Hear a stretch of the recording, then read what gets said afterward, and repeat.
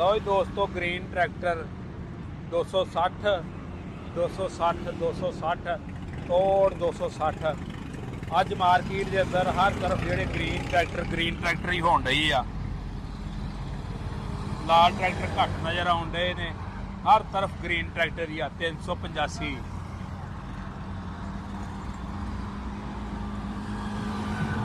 ਲਓ ਜੀ, 1-2 ਦਿਨਾਂ ਤੱਕ ਜਾਂ ਅਗਲੇ ਹਫਤੇ ਦੇ ਅੰਦਰ ਮੇਰਾ ਖਿਆਲ ਹੈ ਜਿੱਦਾਂ ਇਹਨਾਂ ਨੇ ਪੈਸੇ ਜਮ੍ਹਾਂ ਕਰਵਾ ਦਿੱਤੇ ਆ, ਉਹਨਾਂ ਨੂੰ ਡਿਲੀਵਰੀਆਂ ਜਿਹੜੀਆਂ ਮਿਲਣੀਆਂ ਸ਼ੁਰੂ ਹੋ ਜਾਣਗੀਆਂ।